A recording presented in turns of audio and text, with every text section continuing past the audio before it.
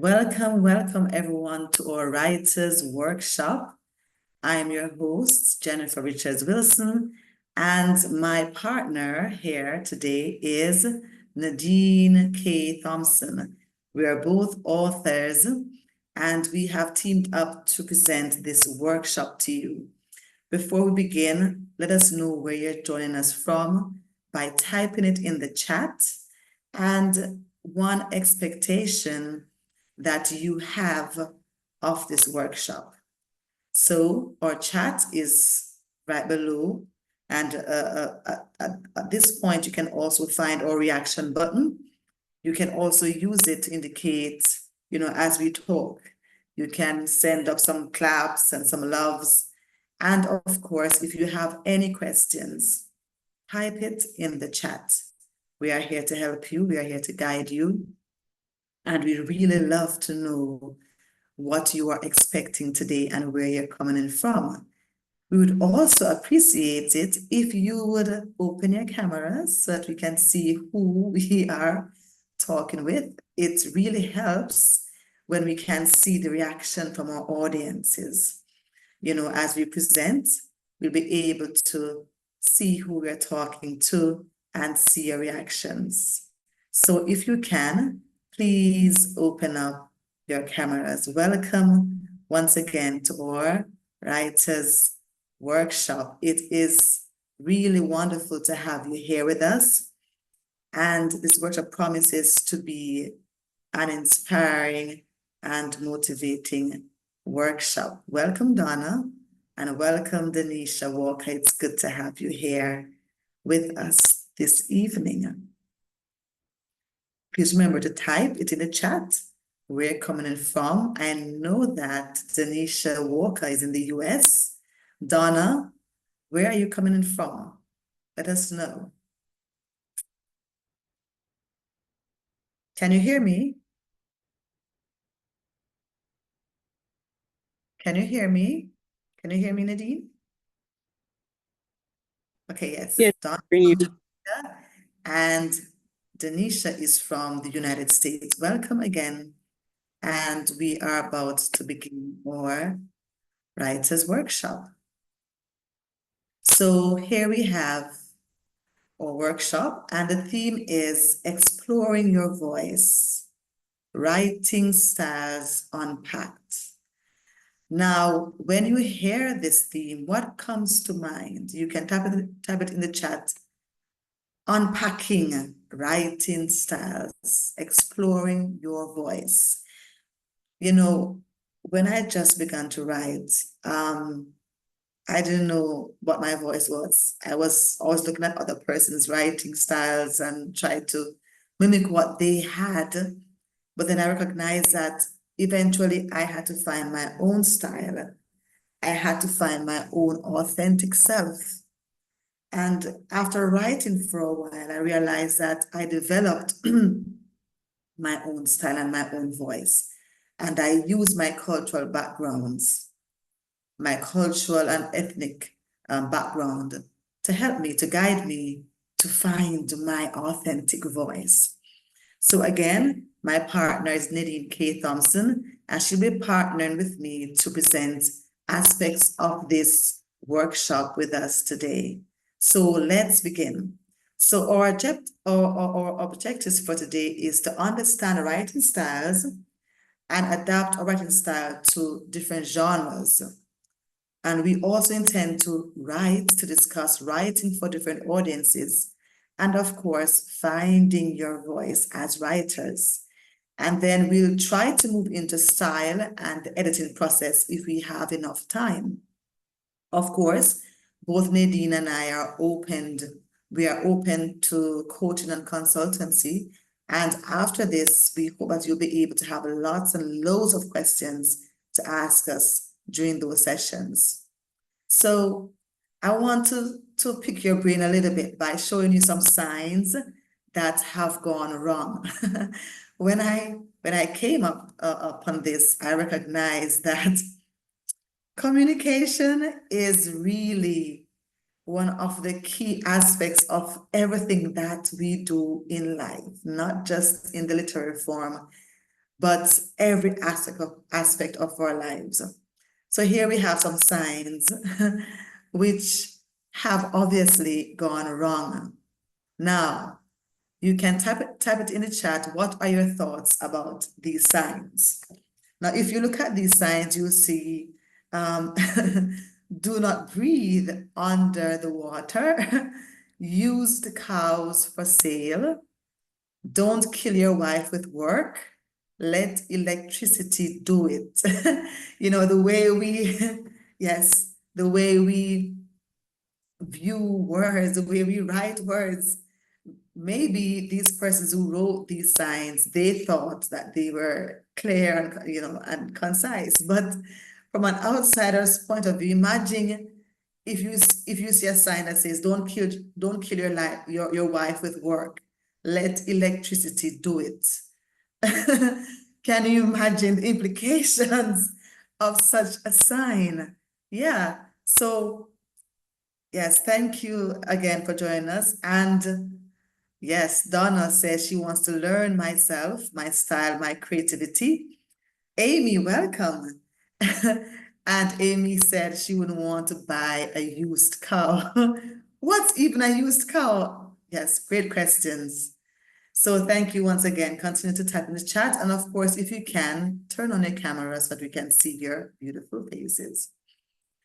So these are signs that have obviously gone wrong, showing us that how we write and how persons might see what we are writing and view and perceive what we are writing can be totally different. Now, here are other signs. Touching wires causes instant death. You will have a $200 fine. I don't understand that one either because obviously you'll be dead. And shoplifters will be prostituted. So, you know, when we venture out to write, it's not enough to just write the words, but read the words out loudly and recognize, do these actually make sense? And of course, seek support, because sometimes we write something and we think it's fine, but then recognize, no, it's saying something totally different. So a little bit about me. I am from the beautiful Caribbean island of Jamaica. I grew up dirt poor. We didn't have enough food, but what we had were books. I grew up seeing my mother always reading. Even now she reads avidly. She loves reading and doing puzzles. And I grew up in an era where we didn't have electricity. There was probably only one light pole in the entire district. We didn't have internet, we didn't have telephones. So my sisters and I, we would create stories at the end of each day, and we would do puzzles, and that's how we entertained ourselves.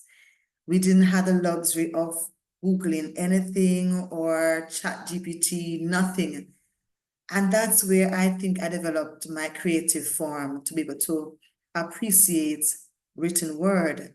And I began to read avidly and write, you know, as a child, writing poems.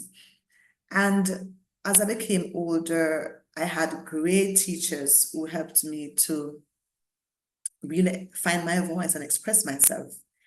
And I remember winning the local library reading competition for St. Thomas.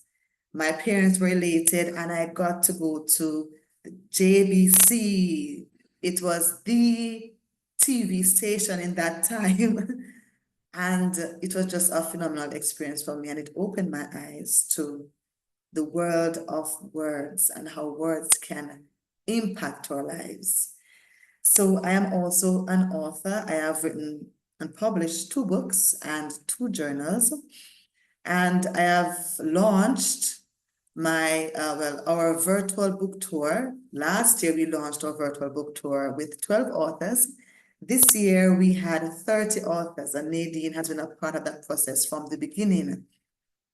And this virtual book tour seeks to motivate and inform and inspire people on a global level as we share stories to impact our world.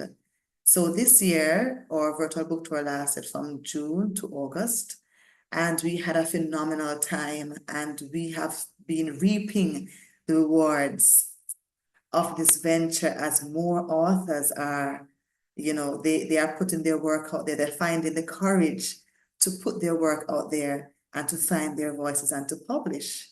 It takes guts to write, and it takes guts to actually publish, to put it out there. So last year, we also had a Meet the Authors event in Beijing, China. And this was a phenomenal experience, of course, with Amelia Bywaters. And this is my picture here with my multilingual grief journal. It's available in Mandarin, English, Spanish, and French. And I'm so proud of the work that I've put out there, as grief transcends boundaries, and it has helped us.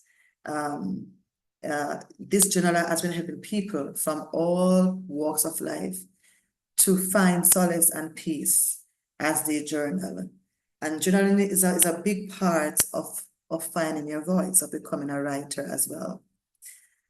So I want to move into an overview of the types of writing styles that we have. Now, if you have any questions, of course, please type them in the chat. We welcome your queries as we progress throughout our workshop. So for those who are very, very new to writing, we have 4 main types of writing styles. We also have sub-styles, but these are the 4 main types of writing styles: expository, and those styles, it seeks to explain about environmental pollution.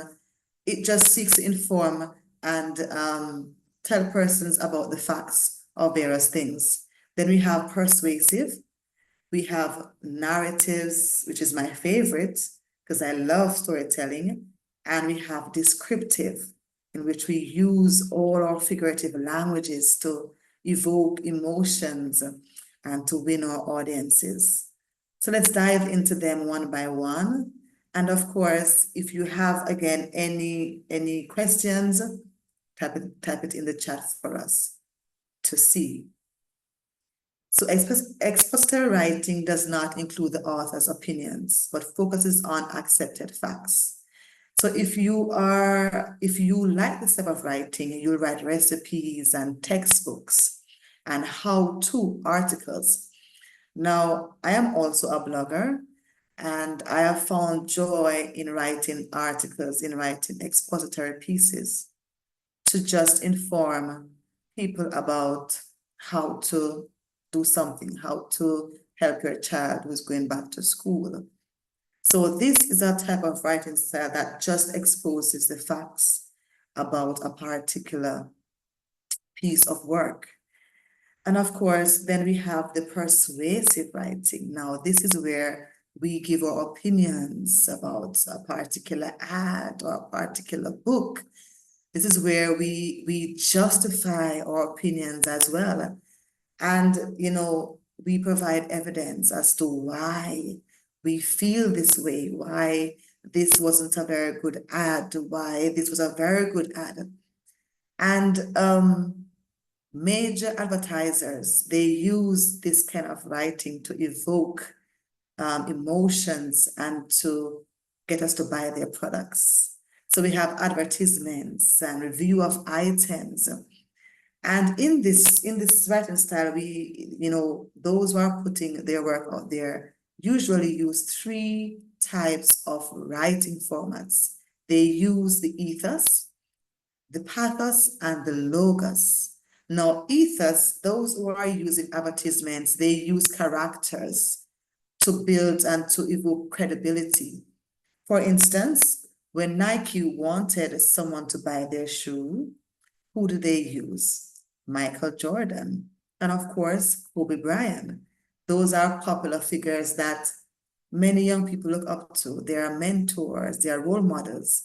And so when Nike wanted to promote a particular footwear, they would use these athletes to offer credibility and to persuade you to buy their shoes. Because of course, Michael Jordan is the best basketball player in the world. Undoubtedly, that's my opinion. I'm trying to persuade you. Then we have the pathos where they seek to use pictures to evoke emotions for you to buy something. So for us ladies, we love cosmetics, Maybelline, and all of those. We love fashion. And when advertisers want us to buy a particular brand of products, they will seek to get us, emotional, looking at these pictures and hearing these words and using music and sound and all of that to get us to buy their products, to bring us into an emotional state.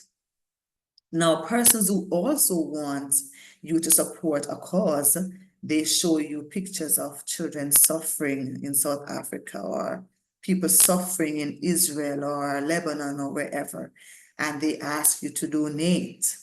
They use these pictures to evoke emotions that you will, of course, buy into their products and support them.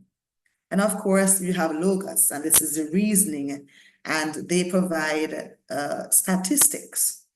And these statistics seek to persuade you to. So they say, okay, for this kind of cosmetics, 76% of women who use it see results in 5 to 10 days, or 96% of women who use this particular deodorant, they can outlast the entire day. You see them playing sports and doing cycling and doing mothering, and they are still fresh at the end of the day.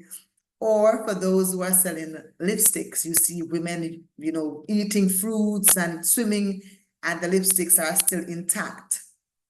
And they will say, okay, 80% of women who use lipstick can go throughout the entire day without, having to refresh your lipstick. So they use these items to get us to buy their products or to subscribe to something. And that's how advertisers use literal forms. They use language to evoke emotions and to get us to purchase a product. Now, in descriptive writing, the author might employ metaphor or other devices. I'm not sure if you know about onomatopoeia and hyperbole and pun and all of those, that they use similes, personification. They use these forms to get you to feel a particular emotion.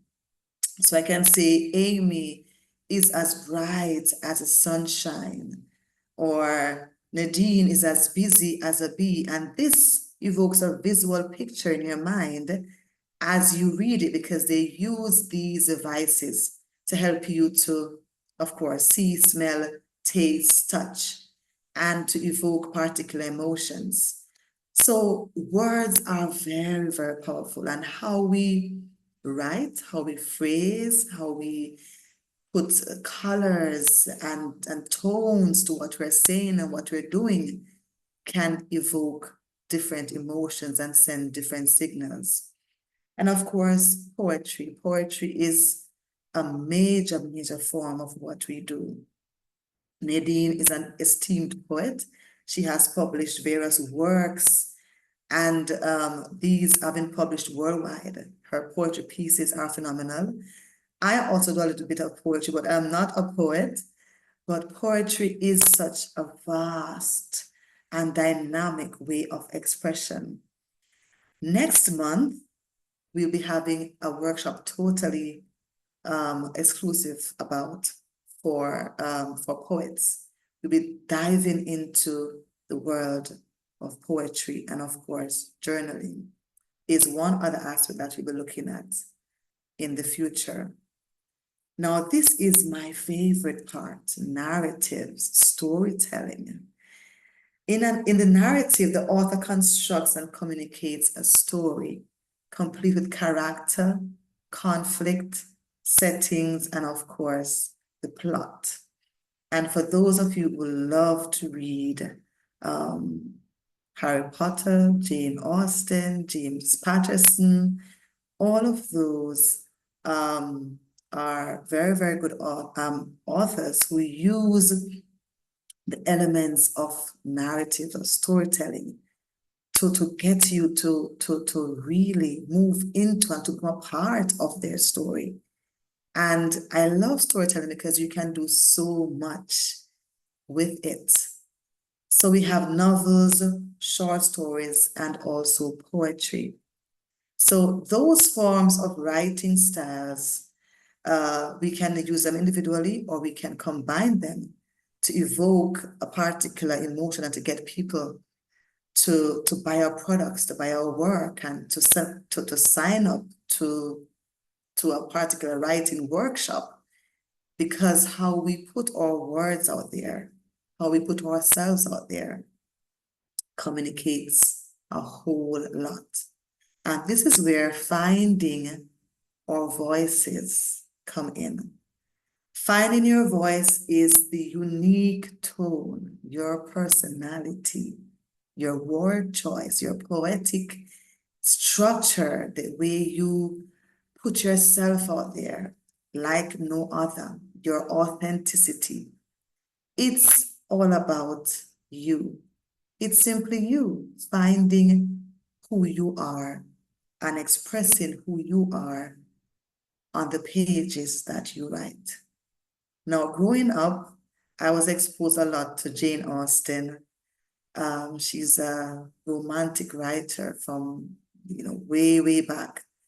And I loved her writing style. But then as I began to write, I recognized that I couldn't even scratch the surface of her writing style. She was so complex. She's so complex. But I really admired her work. And as I moved into becoming a more poetic writer and a more authentic writer, I find that as I evolve, my writing style, my voice also evolved. And I am learning and I'm growing and I'm evolving as a writer. And I'm finding my unique tone and adding my personality to it, and adding my particular tone and color to what I write as well. Now, here are some tips to finding your authentic voice. Write about your passions. What are you passionate about? Read your work out aloud. Tell stories of your life. That now takes a high level of vulnerability, because many persons, they are reluctant to share stories about their lives. Now, all the experiences that we have had in our lives, they can help to create our unique tone or unique writing style. All the experiences that we have are intentional, and we can use them to evoke emotions and to get persons to buy our literary work. Now, when I wrote my multilingual grief journal, I wrote poems in it because I had lost my father and I had lost one of my sisters. And that experience of being in this state of despair and grief taught me so many things about myself. And that propelled me to write my grief journal. But I didn't want to write it just for myself. I wanted it to be a global book that people all over the world could use. So I had it translated in different languages, because grief is something that everyone has experienced. We have experienced grief of losing a pet, losing a job, losing a loved one, losing a marriage. And I wrote from this place of depression, of despair. But in those moments of writing, of journaling, I found peace and I found solace. Embrace elements of your cultural background and ethnicity. Now, most of us here are Jamaicans, and we know that Jamaicans have we have various expressions to us. We're a colorful mixture of different languages and different cultures, and we can really put our work out there. Find poetry in everyday life. You can write while you're staring outside your window. You can write while you're traveling on a train or a bus or a taxi. You can find things in your everyday life to write about. Be descriptive. Use descriptive language to evoke emotions and to appeal to the senses of your readers so that they'll be able to come into the story with you and share these moments with you. And of course, be you. Be your authentic self. Now, as we dive into applying all of these that we have been learning, I invite Nadine, and she has some wonderful prompts for you that we can really find out how we can really apply these writing styles to finding our authentic voice and using them to build and to bring people into our world, to bring people into our stories. So this time, I welcome Nadine, and she'll be coming to share with you some prompts and exercises that you'll be able to use in your writing style. Welcome, Nadine. Thank you, Jenny. And that was a good opening for us to get started. I see that Dr. Riley turned her camera on. Thank you, Dr. Riley. Welcome, welcome. And to Donna and Dee Walker, we are happy to have you here. And Amy Alice, yes, thank you for joining us. So I am going to share my screen.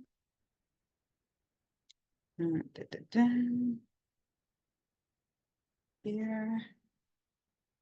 Okay.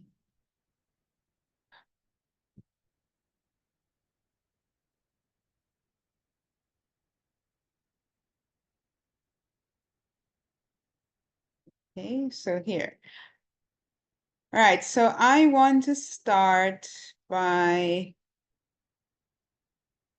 talking about, we're going to look at the writer, the tone, and the audience. So we'll look a bit at that. All right, so just a little bit about me. I am Nadine. I'm a teacher, I'm an author, and I'm now also a coach, NLP coach. I'm passionate about writing and about helping people to tell their stories. Okay, so I'm just going to give a brief overview of the writer, the form and the function of writing, the tone. And as I was typing audience, it came up as audience and equal to CE. So I just left it as that and said, you know, that has its own meaning. And a little bit about savers and also some reflection. We'll do a bit of that, okay? So let me just drag this here, okay, all right? So I first want to dive in and say, who is a writer and who is an author? So we hear this all the time. So what is your opinion? So people have these beliefs that writers are especially famous ones are crazy fanatics. You know, people think you need to endure bad things and have a tumultuous life in order to become a writer. Writers are always looking for a muse or a special inspiration to get the story. So if you've known most famous writers, they're almost like tortured souls. You know, when I first started writing, people said, you need to have you must have gone through something in your life to want to tell a story. So it must be, you know, something that happened to you for you to want to tell a story. So what is your opinion of who is a writer? You know, how do they start out? Who really is a writer? And if we look at it, it said a lot of famous writers were not like what they said they were. So for example, if you know the children's author Enid Blyton, people said she hated kids, but she was a children's author. And her own daughter was said, oh, she doesn't have even a trace of maternal instinct, but she became famous for writing children's stories. Edgar Allan Poe, they said, for inspiration, he often wrote with his Siamese cat on his shoulders. So people think, oh, you need to do some, little things, you have some quirks as a writer. Walt Whitman didn't believe Shakespeare was the real writer behind his plays. And even today, I was in our writers group and people were saying, yes, a lot of people said that Shakespeare wasn't this great man we thought he was. He stole, he was basically a businessman and people sold him the stories. He didn't write these great plays. Before Maya Angelou became a writer, she was a bus driver, then a professional dancer, and she also was, in dancing in a club in her youth. Agatha Christie, they said, for inspiration, would sit in her bathtub eating apples for creative inspiration. Chinua Achebe, when he started out, his two manuscripts, he sent them off to the publishers, never heard a word about them. And when he tried to get them back, didn't hear anything, didn't get back his money, nothing was given back to him. So this writer's life is not, what really is the writer's life? Who really is the writer when we think about it? What's your opinion? You can leave your messages in the chat as we go along. Then clearly, writers are just flawed human beings, some with extraordinary talent and some just have extraordinary circumstances. So as you are becoming a writer, what makes you the writer? Is it your human talent and story that you're sharing, or is it your circumstances? So this is something for you to think about. Now I put this together and I said writer. So W, I think writers are willing to suffer. Ruthless in their pursuit. So most writers have this burning desire to write. They are very ruthless. And rejection becomes a part of the writer's life. So writers, especially as they're writing and putting out the manuscript and trying to get people to read it or wanting books to sell, there's the rejection. They are instructive. They're always seeking out ways to get the craft to be better. And writers listen to voices in their heads. And they're tailoring and fixing their craft. And they're engaging, honing the message or the story. So W is willing, ruthless, instructive, tailoring, and engaging. A writer already has a style. So you're thinking, oh, I don't have a style, but you have a style. Everyone has a way in which they write. Even as you were writing in primary school, you had a way of writing your story. You have some people write exactly the way they speak. Some people have to sit down when they write, they are much more eloquent than when they speak. And some people never speak, but if you read what they write, you can't believe how well they are. So they are just these, you already have this style. So a writer already has a style. Deep down, you know what you want to pursue. So we all kind of have it somewhere in us, what kind of writing we want. For some people, they know that they love to write comics. It's just something they like to do and it's there for them. For other people, it's mystery stories. For some, it's poetry. People say to me, how do you write poems? I say, I sit down and the ideas come. I never really force myself to write poetry. The ideas come to me and I just put it on paper. My last manuscript, I just said to myself, I'm going to give myself a prompt every day to write for 30 days. Every day as I sat at my desk before going home, I said, okay, write whatever comes to your mind. And I wrote it. Now I thought, okay, this cannot be very good because I'm just writing it after school every day. But I said, let me just try it out. I'm going to send it to a publisher. When I did, they were like, okay, it's good. I'm like, really? Are you sure? And they said, yeah, it's very good. Now I said, do I need to rewrite a lot of things? And they're like, no, just, a few little things. No, I didn't put any kind of great structure to it. I didn't try to organize the ideas. I wrote it just as it came. So that's my style. So everybody has already gathered their style. Now, some people, they have to sit and plan every word. For some people, they write first and then they go back and then they fix it. So deep down, we already know how we want. We just need to have the confidence and the courage to be the storyteller. That's actually how it is, okay? So the first one is style. So Jenny already talked about it. It's a way of presenting your ideas. So yes, you're going to use expository writing, you're going to use persuasion, but you already have a style. You know, you already have a way of using words or not using words. You already have a way of using punctuation. That is style. It can be innate, so it can be something that you have this within you. It can be social, so the people around you, from what you hear, maybe the way your grandfather was telling stories, you like that way of storytelling. Maybe you read books and you gather this style. Maybe it's through your culture. Maybe it's societal, based on whether you're a man or woman and all the things you gather. So that is part of your style. Okay, your voice. Your voice is part of the story. So when we tell a story, are we the victor? Are we the victim? Are we the triumphant, or are we the wounded? So as you're telling the story, these things will come out, and you find the voice based on who you are at that time as you tell the story. So we cannot be, sometimes we are two, yes, but in every story there is a victor, victim, there's triumph, there's wound in it, because that's human story. Okay, the tone.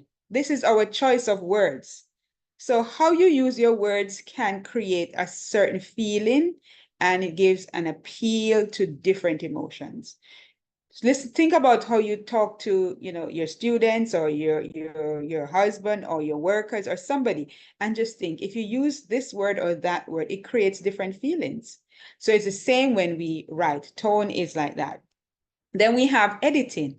Editing is checking, because as I said, I put it on paper. Then if you sit down and you read it, then you might think, oh, you need a comma here, you need to change that, you need to take out this paragraph, this doesn't sound good. And maybe when you read it, you don't see it. So you need somebody to kind of guide you and say, okay, cut that out, reboot that, give it a different, because how are you saying it? So you're getting to the polished state. An audience, it's what they see. So the choice of word, the material, the style, and the tone. For who are you doing it? So what will people see at the end? So audi, you're putting the whatever out there for somebody to see. It equals to people seeing something. So that's part of what you're doing. Okay, so I have this thing. Dogs can smell feelings. If we look at it, this would be just giving the facts. What if I change the tone and I say, dogs can smell feelings? Would it still be a factual thing? Maybe it now sounds like opinion. Dogs can smell feelings. If I now also put something else, some question words, when can dogs smell feelings? Or if I want to tell a story, I can say a dog smells feelings when, I'm sick, or when it can somehow sense when I'm sick.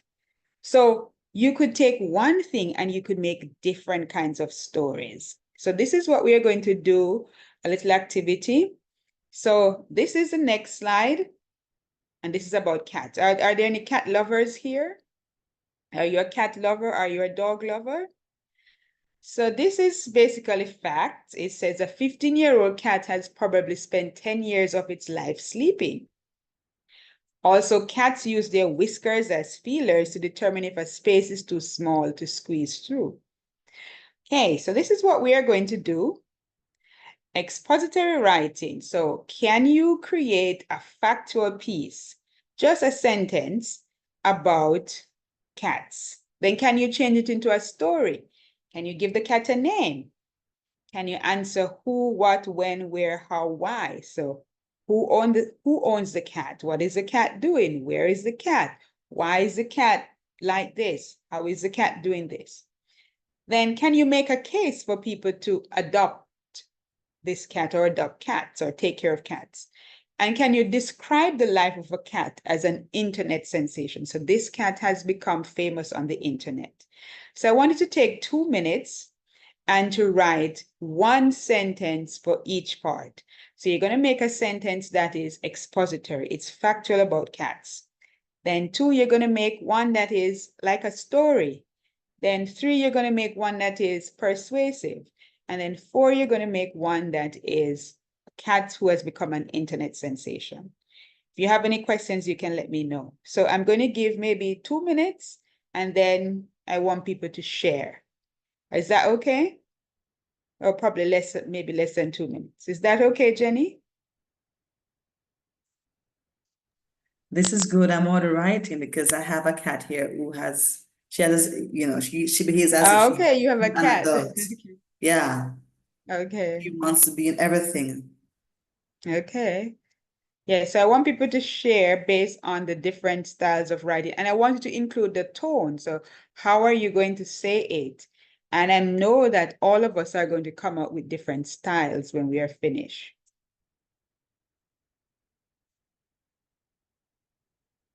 So I'm going to put my timer on.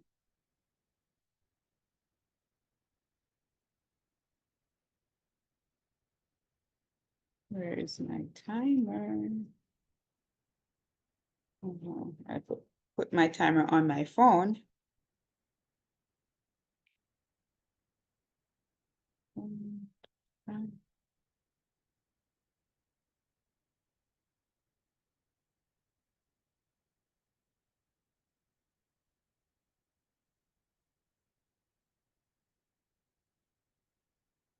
Okay.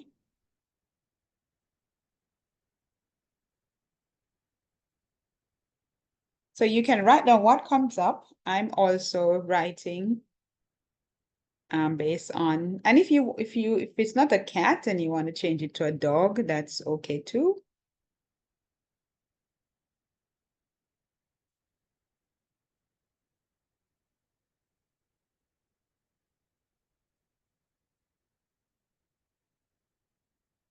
And remember, what kind of words do you use? For factual writing, you want to make people know more about the cat, not just as that cat, but maybe as cats in general.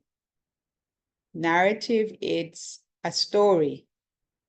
So you need to maybe have a place, have something interesting, make the cat into more human qualities. Persuasive. Why should people really keep cats? Because are cats the best pets to have?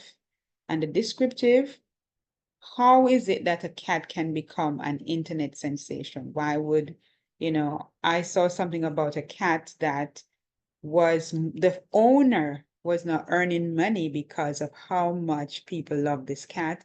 And every day she could go online and just do funny things with the cat. And she was making money and, just branding everything because the cat now became famous, a sensation.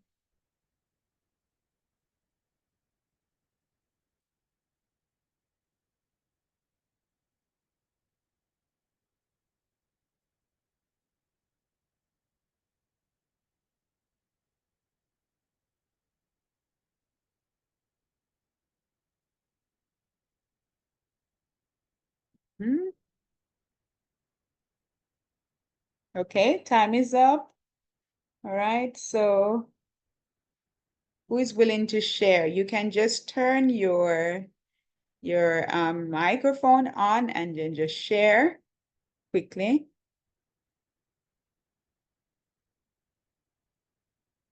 Anyone who's willing to share? I think I posted mine in the chat. Oh, you posted yours in the chat. All right, I'll read it through. Okay. Okay. So the So first for the one. yeah Mm-hmm. for the factual, what I Mm-hmm. considered to be factual is that I mentioned about the cat having sharp teeth. Mm-hmm. Because I think for the most part, cats and dogs are like, I don't like cats, by the way. I'm more of a dog person. Okay. But yeah, they have sharp teeth. And I talk about the narrative, I gave the cat a name. I said the cat's name is Bonnie, is the name of the cat. And for the persuasive part of it, I said, some people would consider again, when I was writing this part, I was thinking about the dog in mind, all right? And you could probably tell. I've never heard anybody say a cat is a person's best friend. It's more like you'll hear that a dog is a Dog. person's best Yeah, friend. a dog. But yeah, Yeah. since we're on the subject of cats, I said, yeah, cats are some people's best friend because a lot of people are really into cats. So I said the cat can be the best friend. And then of course, in terms of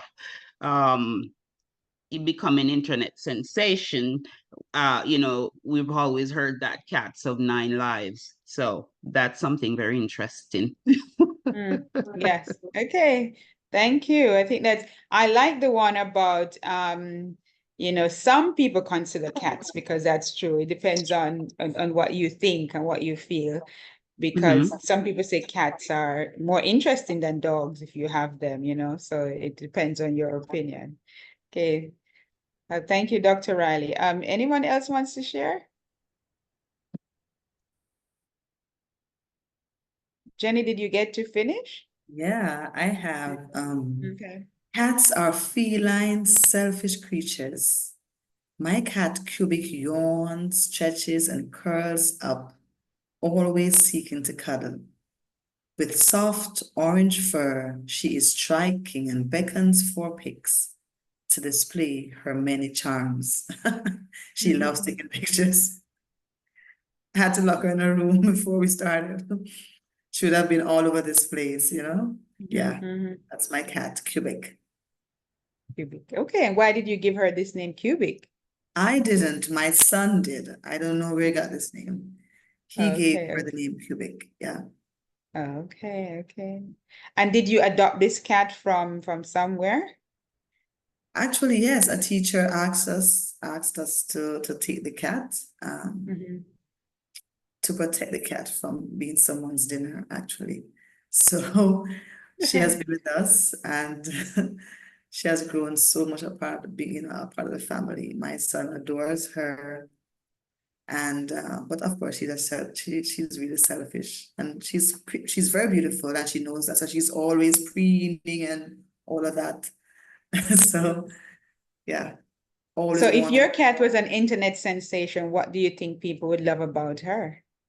Oh, my cat, she loves um to just stretch and yawn, and I'm supposed to rub her, just sit and rub her all day, and she just purrs.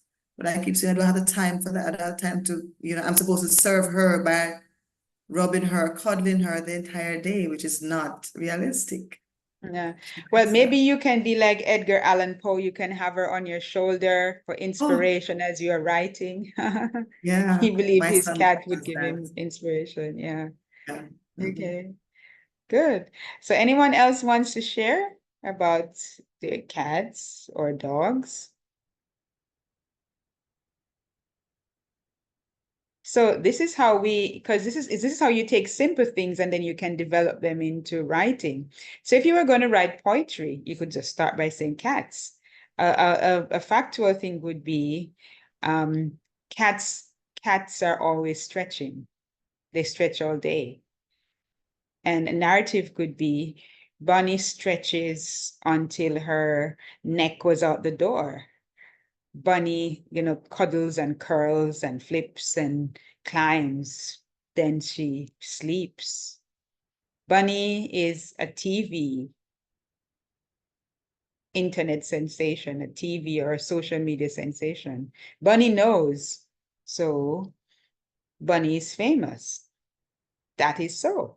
So poets just kind of use words. They don't, it's not to make it factual or not, but some things are factual, some things are not, and they just put it together. It's the words they use. Because if you're a wordsmith, you just take words and you just put it together and you can get different views.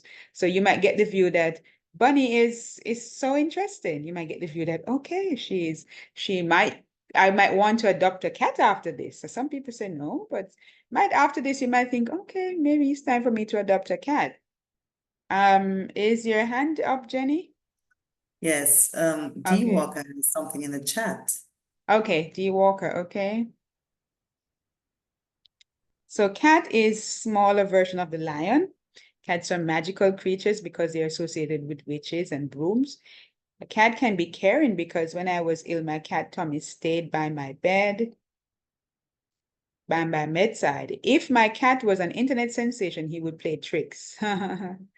Yes, okay, interesting. Yeah, I like that one. Yes, and people say just like dogs, cats can feel how you feel too. And if you're sick, they will come closer. They can also feel and sense your feelings. So yeah, so this was a little exercise for us to just get thinking, how can we use one? So when you're writing, sometimes just think about it. How can you make your writing have both expository, narrative, persuasive, and descriptive writing? If you're talking about the day, so you're starting your writing and you want to talk about the place where you're at and the weather, that's factual. So you could be describing, okay, it's Monday, it's a work day, I'm on my way to work, the traffic is like this. That's all factual stuff. Then the narrative would be now what's happening in your mind, what are you thinking about? As you're driving, what is happening around you, and you can make the story now stretch in any way you want. And the persuasive thing could be, oh, you're thinking about what you want to do about this traffic. It could be that you should probably complain about this traffic. You should probably decide to leave earlier. You should, you're coming up with different things about how this traffic is affecting you. And the descriptive writing is life in general. How is this about life? So descriptive involves a lot of adjectives and also a lot of detail. So I remember one writer describing just the situation. He would say, if I went to Tokyo, the market in Tokyo had a different smell from the market in Beijing, from the market in Lagos, from the market in Kingston. And he would look for those things just to describe. So that would give you a feeling of the place. So you need to practice these kind of ways of observing. So when you go out in the morning, what does the place smell like? What does the place feel like? What does the place look like? So do you use your senses when you write? Think about it. When was the last time you connected your senses to your writing? So I want you to think about it. Where are you now? What can you hear? What can you see? What can you feel? So can you think about at least 3 of your senses and what's the connection to where you are at the moment? So that's our next exercise, just connecting your senses. So I'll give you just a few seconds, connecting your senses. So where I am, I have my air conditioner on, so that's what I'm hearing. What am I seeing?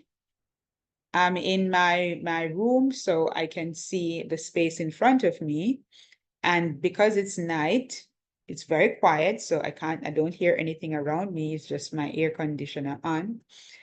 And how do I feel? I feel calm. So what are 3 of your senses that you can talk about? You can just type it in the chat.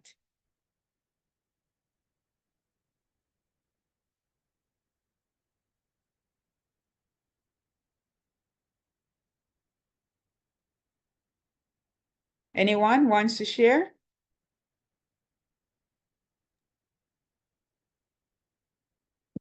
So you mentioned that, the time is nighttime over there. And so we do have a big time difference here. It's just 7 o'clock for me in the morning time. Okay. So I came downstairs. So I'm in the living room. So right now I'm looking at a portrait of my daughter over there on the wall. And also I am, very aware of my dog sleeping over there still, Okay. covered under a blanket in his cage.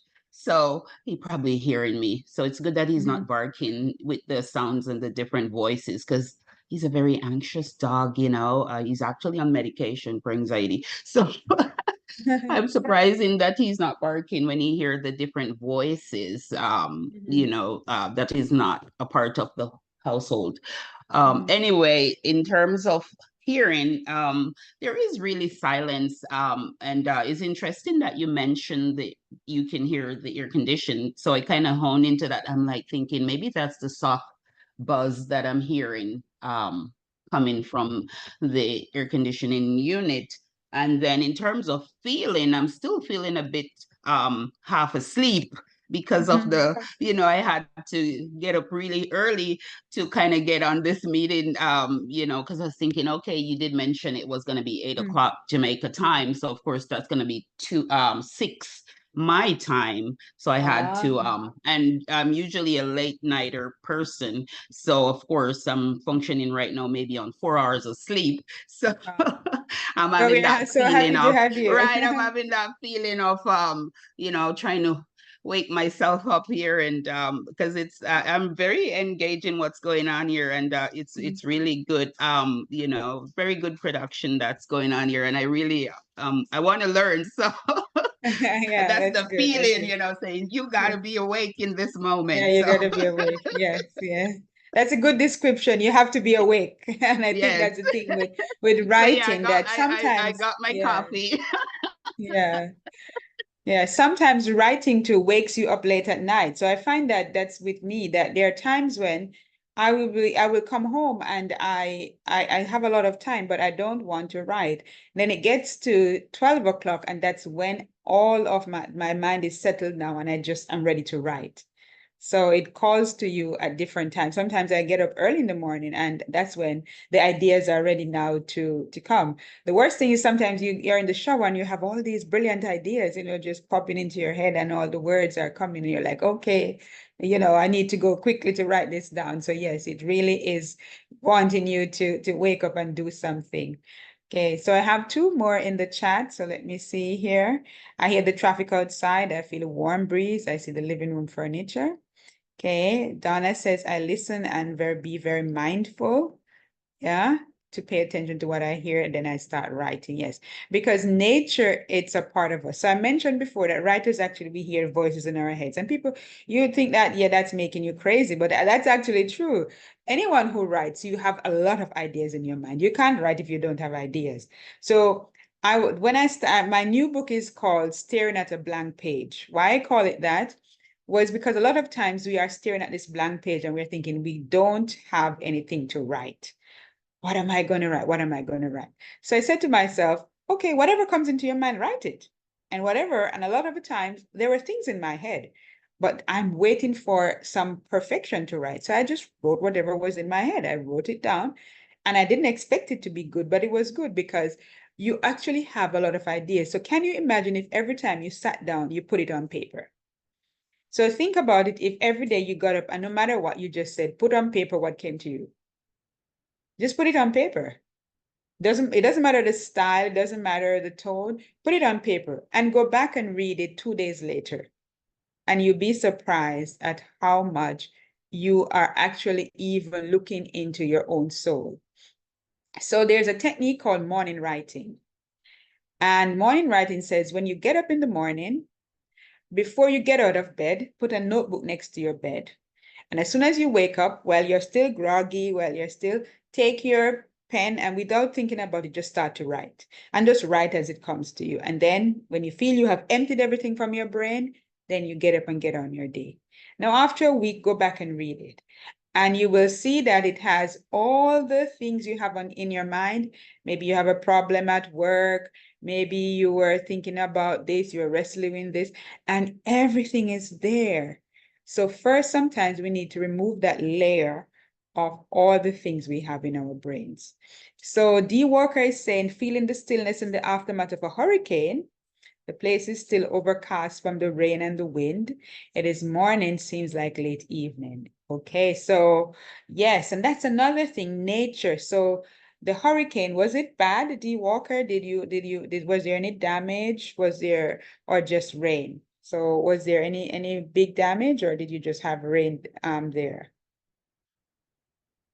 So that can make us feel another kind of anxiety when we have like things like heavy rain, when we hear that there is probably a minor earthquake, when there is some kind of things, whether it's political, Okay, in some areas. So that affects how we are feeling and thinking too.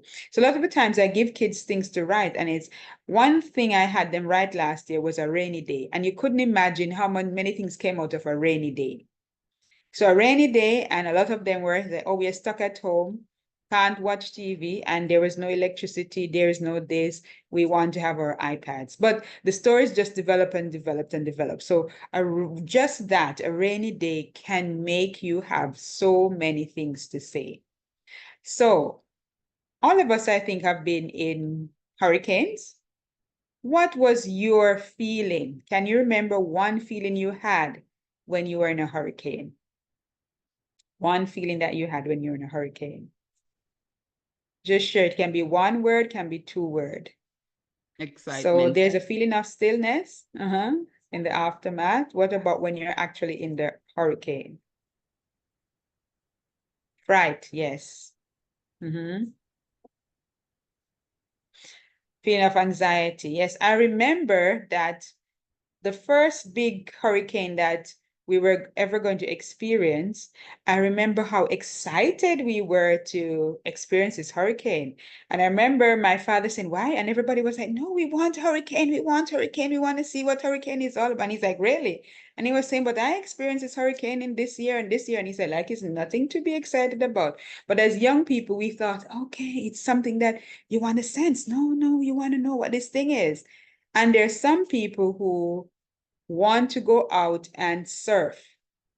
They think the waves are big and it's the best time to go out. So some people are not scared. So nature is frightening and awesome, yes, at the same time. You have these people who they call storm chasers, who get in their van as soon as they hear that there's going to be a big hurricane or tornado, and they want to go chase it down. And because they want to be in the eye and they want to see the movement. So that's how writing sometimes is for us. It must get us into that feeling of we have anxiety, and we also we have something that we want to, it's just burning inside of us, So feeling the chilly coolness from the rain, the air is filled with the melody of birds and insects chirping with periodic sound of thunder. Sight, it is overcast and beads of water can be seen on the plant lines. Wow. That is really, really good. Thank you for sharing. That is, yes. So Nikki, thank you for that's really beautiful. I love that. So you have all the things. So the feeling, you have chilly coolness, you have the sound, the air is filled with melody of birds, insects, and the sound of thunder. The sight, it's overcast, beads of water can be seen on plants, lines, etc. Yeah, so that's how we incorporate everything into our writing, because you can use your senses. Even as there's a hurricane, you can be writing something down. Okay, so use every opportunity to write, to put something in. And as I was saying here, the methods will be mixed. So don't think you're only going to use one style. In a novel, for example, look at the storyline. So think of, most of us maybe have seen the movie The Help. There's a book out as well. And there are different parts. There are parts when, they're telling you what is happening exactly. This is expository. This is just about the year. This is all about the life of Black women being maids and how their lives were. This is just factual things. Then there are times when they're using, persuasive writing, wanting you to be on the side of these women. There are times when they're making us just interested in the story and telling us the narrative. And there are other times when it's just descriptive. So you will have mixed methods in all stories. Okay, poetry the same. You're using form, and the tone is what makes the book different. The writer could be at this point, have a funny, because a lot of this book has funny parts. It's a serious story, but you look at it, and even when you watch a movie, you laugh at some parts of it. So it makes it comical. Some parts of it are serious, some parts of it are light. Depends on the tone. Okay. So here, feeling a hurricane, uncertainty, alertness, yes, because you are uncertain about what is going to happen, and you're also sometimes you have to stay awake all night, because when you hear that wind howling and you can hear your doors rattling, hear water on your roof, you don't know if the roof will go off. It can be a kind of uncertainty. Yes. So thank you so much for those wonderful sharing, really, really good. So now I'm just going to do this thing called Savers, and I'm just going to take a very short time. So I've learned this acronym Savers. S is for, and I'm going to share with you the next slide. So S is for silence, A is for affirmation, V is for visualization, E for exercise, R to read, S for scribing. Okay, so each part of it we just do for like a few minutes. So I will just tell you when to stop. So I just want you to take just you know, couple seconds to be silent.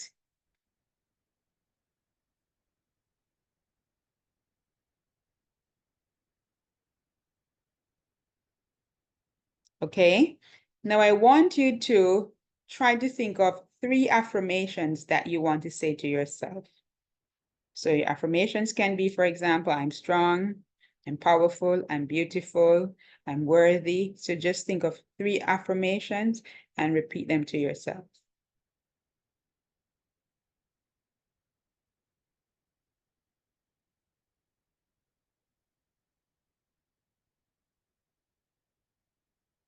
Okay.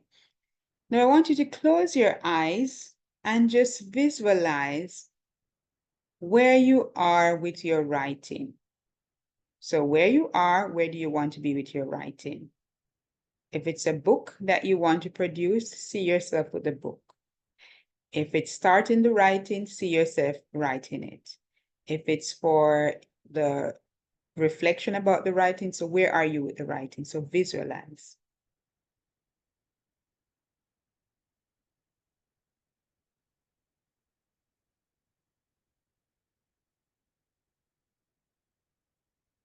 Take a deep breath.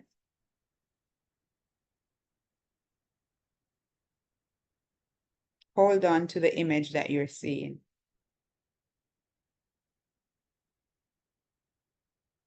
If you have any doubts, just bring that image closer so that it becomes bigger. Keep the image in focus. This is where you're going to go with your book. This is the dream you have.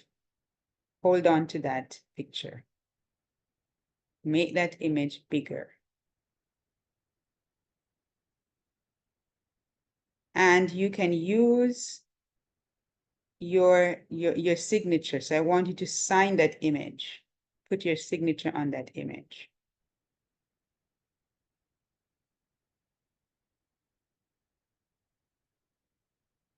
Now keep that in mind. You can make that image smaller and you can put that somewhere where you can see it all the time. Whether you want to put it on your fridge as a magnet, whether you want to keep it in your journal, your Bible, wherever you want to keep it, that every time you open it, you will see this image on your wall, wherever you want to put this image. Put it in a prominent place to remind you of what your dream is and see yourself accomplishing the dream. Okay, take a deep breath. Okay. And now we just will, stretch our fingers. You can just stretch your fingers. You can move your neck. You can stretch your arms up. Yeah, just stretch for a bit. Yeah. Stretch your toes, just move your toes around to your ankles. Yeah. Wherever you're feeling any tiredness, anything, just stretch and just shake your body out a bit. Yeah. Okay. And if you have anything nearby, if you have your phone, if you have a book, I want you to just grab it and just open it to a page. Don't search for anything. Just open it to a page and just read something. So whatever you have, just open it to a page. Could be you just open the internet, open your email, grab a book, and just read something.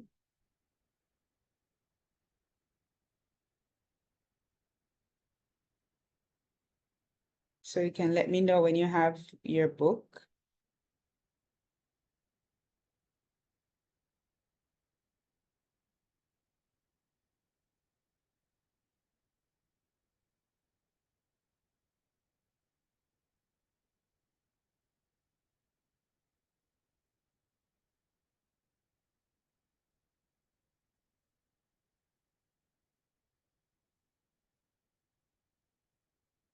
Okay. And now that you have read something, I want you to put your book away or your iPad, whatever you are reading, and I want you to take a piece of paper and just write 3 sentences. Any 3 things that are in your mind, 3 things you want to write down.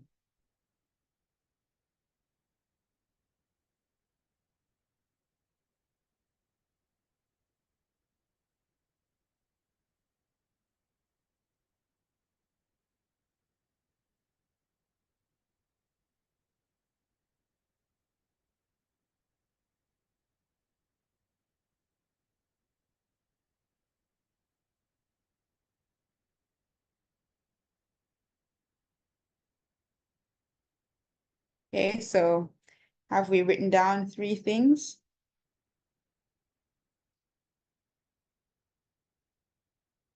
Okay, so if you've written down 3 things, I'd like everyone to share their 3 things and just to say what was the experience of using this little practice. And it's a good practice to use when you're going to begin your writing, if you get stuck in the writing or at the end of the writing. So every day you should have a little writing practice to just get you into the flow of writing. Okay? So I'd like everyone to share just their 3 things or ideas that came up when they were using this practice. Anyone ready to share?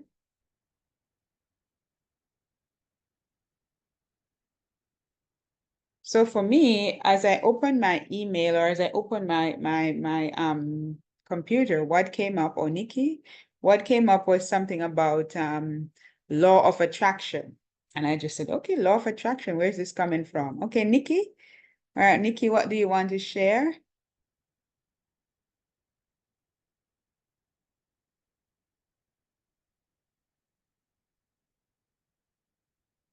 Nikki, what do you want to share? I'm not, I don't know why I'm not seeing you. Let me go back to the chat. Um,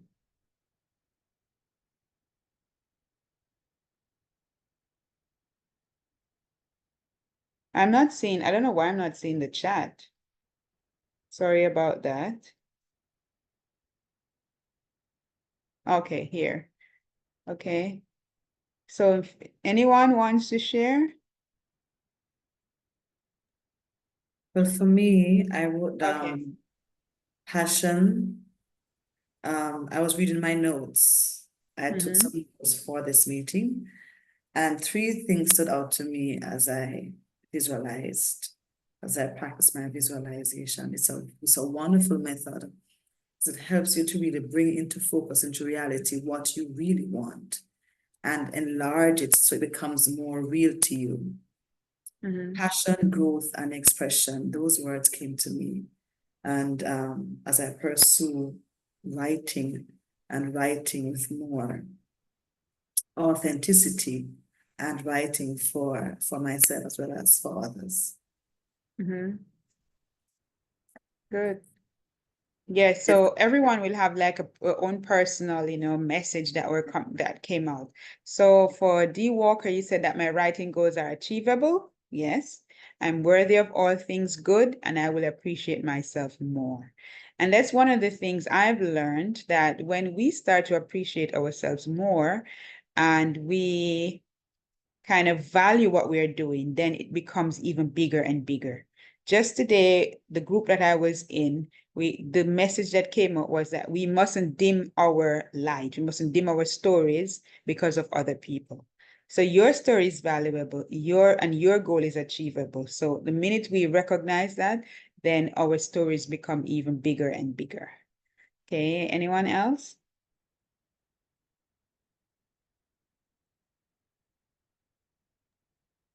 What? Mhm. So as you were going through the exercise, and you talk about the different stages where you were talking about in that silence, I was thinking in my mind, listening And then of course, my kids are awake now, so they're talking over there, trying to give the dog some instructions, and then they took the dog out. And then I talk about the affirmation, I think was the second word that Yes. you had up there. Mhm. And I started jotting down, some affirmative thing, because one of the thing I struggle with writing is, I think when it comes to writing, I have the ideas, I have the story I want to tell, but I tend to procrastinate. And I find that even I find that I want to write more even when I'm at work, which is not really conducive to writing.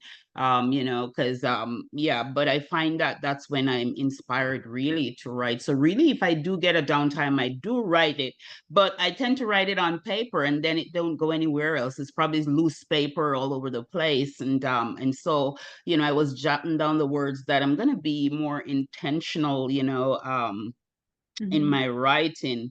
And I wrote down words like, I'm alive, I can be, I am blessed.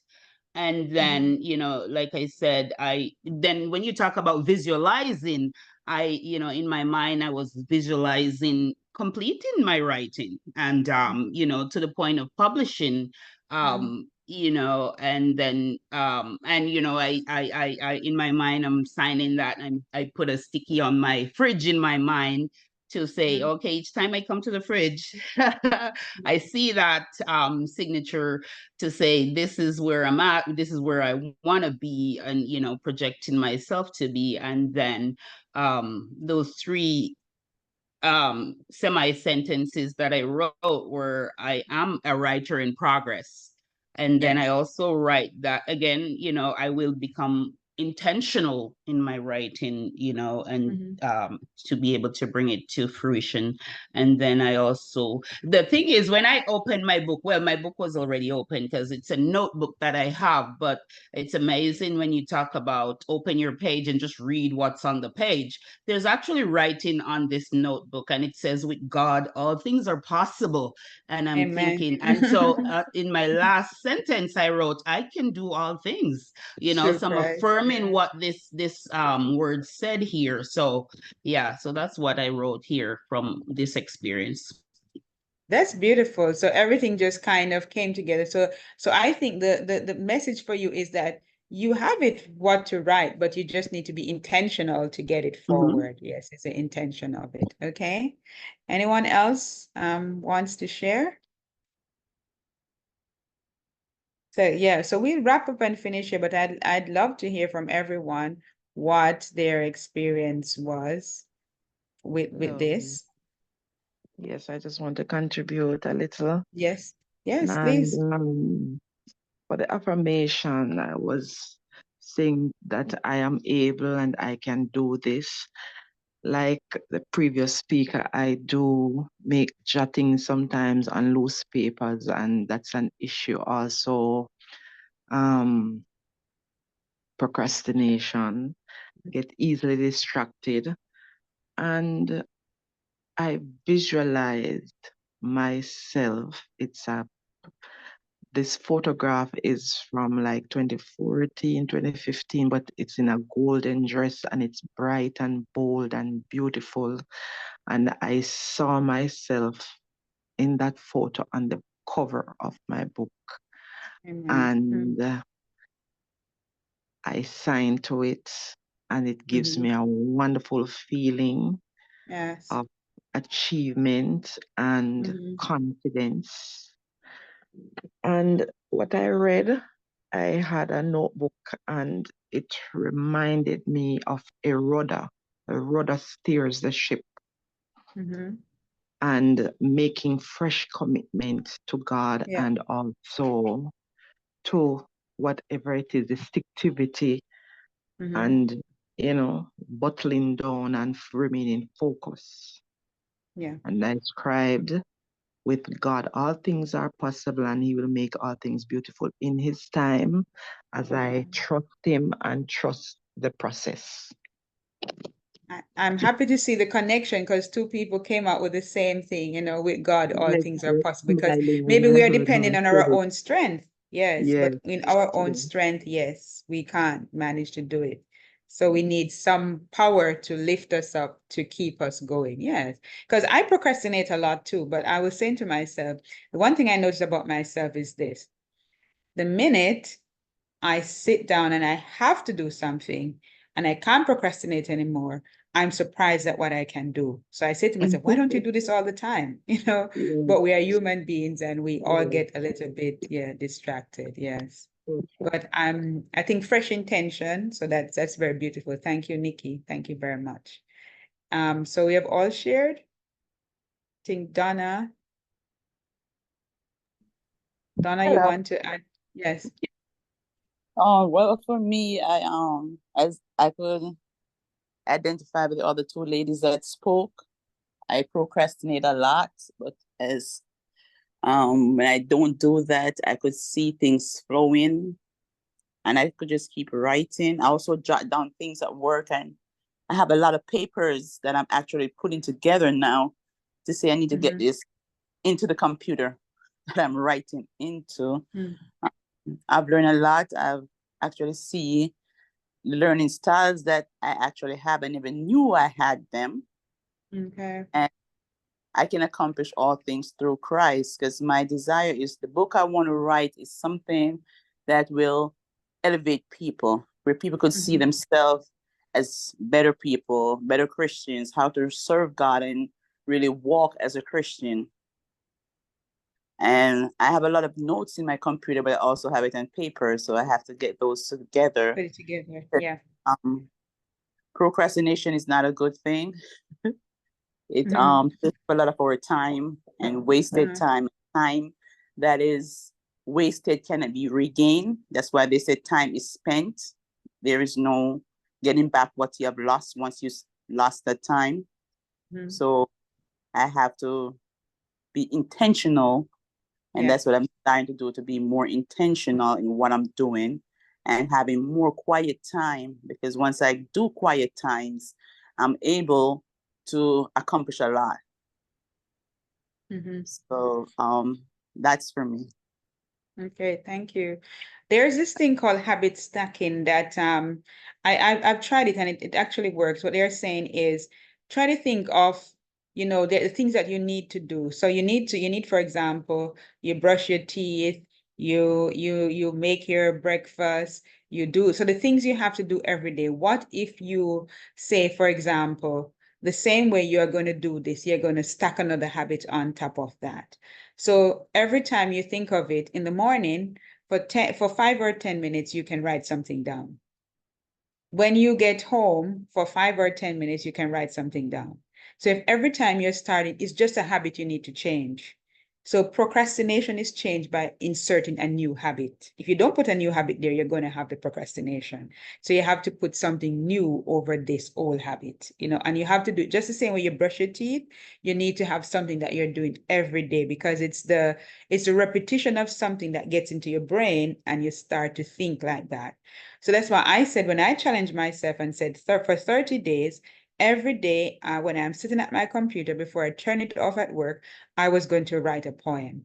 And I did that, and I was surprised that I could write a poem every single day. After that, I was like, why is it writing so difficult then? Because actually I can do it. It's just that, okay, I'm saying, oh, when I get home, I'm tired, or I have this to do, or I have that to do. But when I really sat down and said, just do it, don't think about it, every day at 5:30, you must do this. So if you set yourself timers, put some timers on your phone, put the notebook where you can find it. I have a friend who said, oh, if she wants to go to the gym, put the shoes where you can find it to put it on. So as soon as she puts her shoes on, her mood changes and she's ready. So I think we have to build some new habits of writing if we're going to get into this writing habit. So you have to build new habits, okay? So as we get to the end, I'm just going to go back here.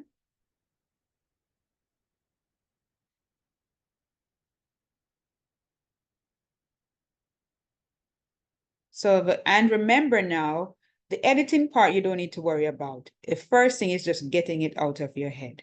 So don't worry too much. That part can be fixed. And remember too, who are you writing for?